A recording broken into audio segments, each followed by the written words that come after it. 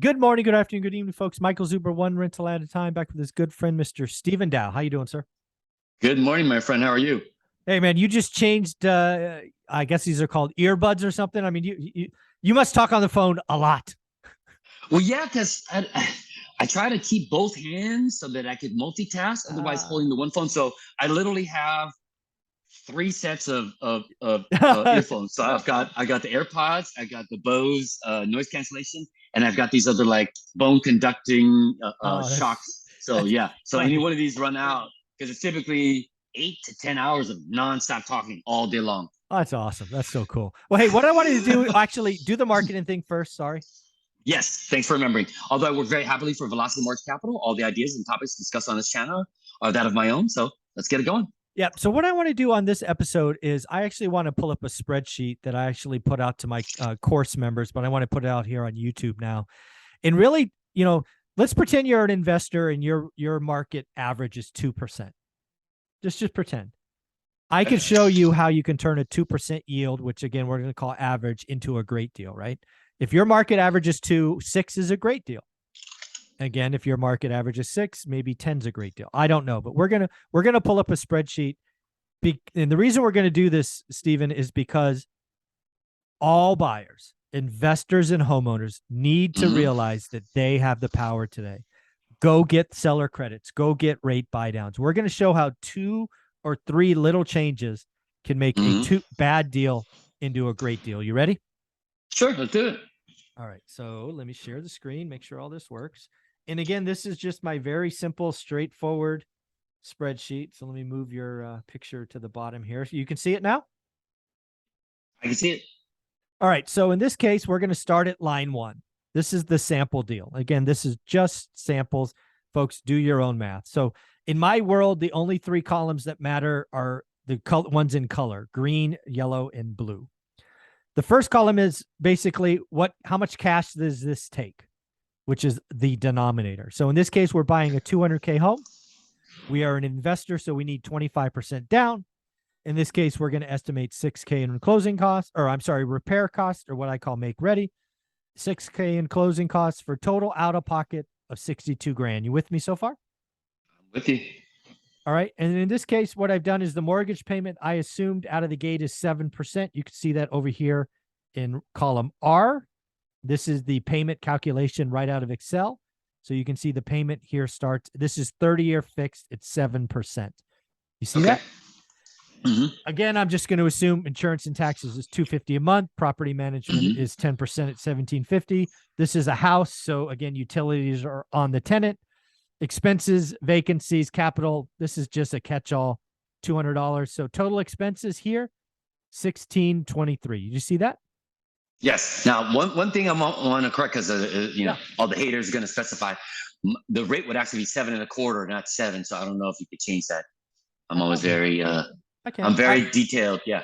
I'm like specific. So I just want to make sure that we're running numbers based upon what I can provide, because somebody calls up, well, you guys request numbers at 7. I'm like, oh, sorry. So all right. Well, 7.25 it is. Let me change this. Yes.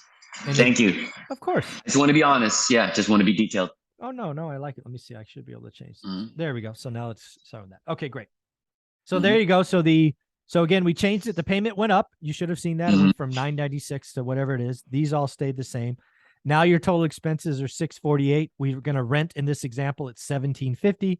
Your cash flow every month is $102. Yearly cash flow is here.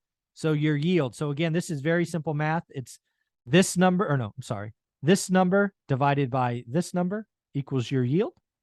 So in this case, we have a deal that's sub 2%. Now let's just play with numbers and see what happens. Okay.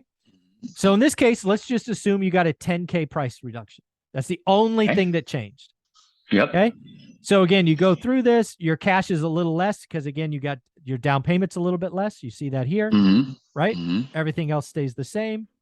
Let's make sure we're getting the right number. So this should be S3. Yep. Okay. I did that right. So it does have the 7.25. Everything else is the same. So again, just by getting a 10K price reduction, you are now at 3%. So it went up slightly. Right. That's a combination, more cash flow, less down. So now let's go back and assume what you do is you just get closing cost credit. Oh, right.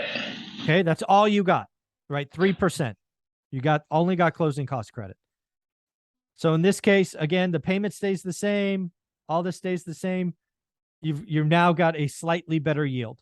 Instead of getting $10,000 off, you got $6K in cash. Your yield goes up from line one. With me so far? I am with you.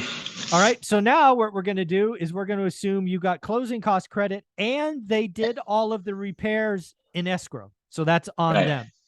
So this $6,000 is not on the closing statement, is done pre-closing, right? So now you're only bringing $50K to the table. Your payment stays the same. All these things stay the same, except your cash, because you have less cash in the deal, your rate's up to 2.44.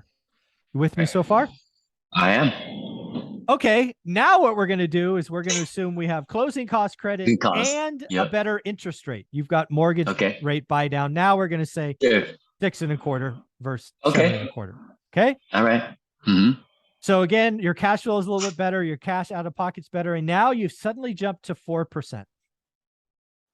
Get the seller to buy down your rate. If you're going to hold this property for 10, 20, 30 years or forever, rate buy downs make a big difference.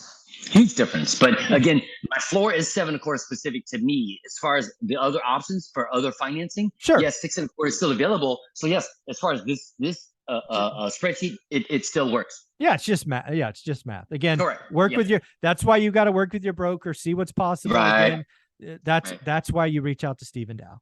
And again, just to have fun. Yeah, Matt the mortgage guy. Just to have fun, we did this. And again, what we got here is the seller did the repairs in escrow. They gave closing costs. They did a rate buy down. And now the rate is 483, right? So again, it's going up. Now let's assume you get everything. You got a 10K credit. You got repair credit in escrow. You got closing costs. You got rate, you got rate buy down. Look at that. 6%, 6.25. Right. That's your yield. This is all the same deal. These are all small tweaks. This is why you have to work. Go ahead.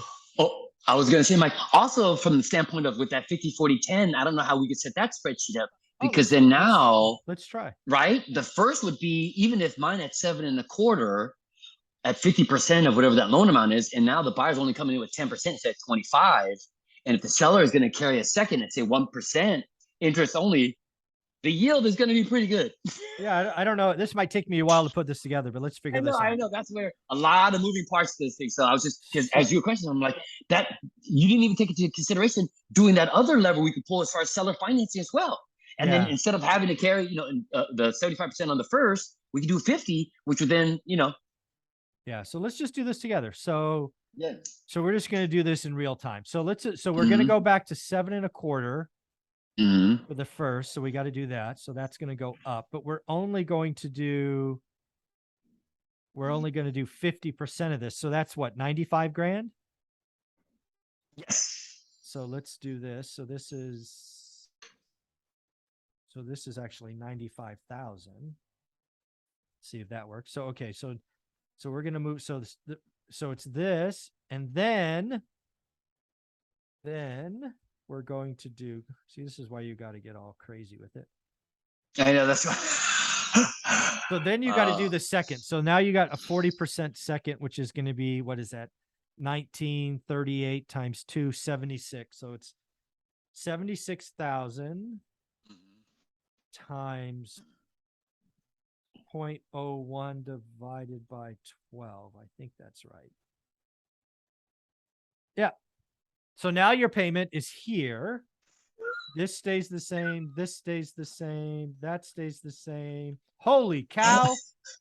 I told you, because again, the first at 50% of the overall purchase price, but at 7.25, and if that second you could get, the 40% a second. Well, in this case, if you want to, I guess, crunch the numbers, we could throw out the specific number and see how that works. I don't know I'd have to pull up what that rent would be on that one deal that we're going to docs on for that 70-20-10. Yeah. But the seller's carrying 20% of loan at 1% interest only. This is just nuts. This is why the 50-40-10 is awesome. Why was I so excited to create the 50-40-10? One is it allows me to get into deals with less cash. Heading in the last 2 years, I either paid cash or got a 75% loan. I have enough scratch where I can buy a couple of properties that way. If I can get deals from sellers with 10% down, I can buy a lot more. Second, and most importantly, hear this, folks, most importantly, the 50-40-10 allows me to get a blended interest rate that is stupid low. All right. This is 50% money at 7.25, 40% money at 1%. The blended interest rate, I have no idea what that is, but it's probably 4% or something. Probably less than 4% now that looking at this. But anyways, we turned a 2% yield. No. We turned a 1.96% yield into a 26%. How did we do it? A little bit less on the price. We got 190 versus 200. Hell of a lot less down. We got the seller to pay repairs in escrow. We got credit for closing costs. We didn't even do a rate buy down in this case. We just took the 7.25, so no rate buy down. We got the seller to take back 40% at 1%. And we just turned a 2% into a 26. How do you like me now?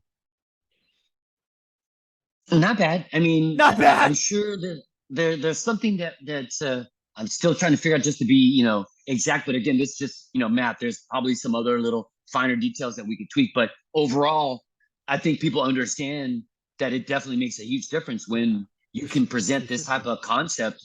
I mean, it just makes sense, just mathematical sense, when, the seller carries most or a good chunk of the loan, and at a much lower, interest rate than overall. This is why you got to get the course. You got to do the math. You got to understand why it's good for the seller. You can only find market sellers. Hey, I don't care if it's 1 in 20. I'm going to find the 1 in 20 that makes this work, because 50-40-10 in an environment where I could bring less down and get a blended interest rate that is stupid low, I win. As you can see, 2% to 26. How do you like me now?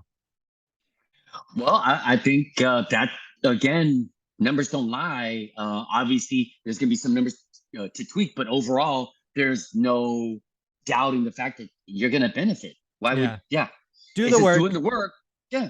Do the work. Find the right sellers. Work with the right agent. Work on yourself. Most new investors, you need to practice the talk track. That's why it's in there. We did an interview with a CPA, Bob Langworthy. Thanks for doing it. Just watch it a couple times. Get comfortable. Steven, if somebody wanted to reach out on 50-40-10 or have these talks after watching the deep dive, folks, Steven Dow gave us 90 minutes on a Saturday. Let's respect that. Let's watch the deep dive video that is in my playlist called Deep Dive 50-40-10. How do you want them to reach out? SDAO@velocitymortgage.com.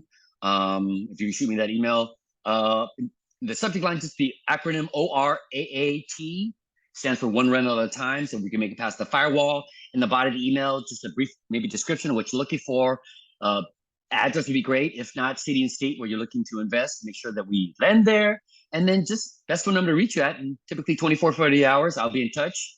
Otherwise, look forward to talking to people. I am possibly going to be taking next week off for my birthday. So I'll still be around kind of periodically. We'll talk it off camera, but I'll probably just, still record wherever I'm at. I don't know where that's going to be, but I'm thinking about taking a little bit of time.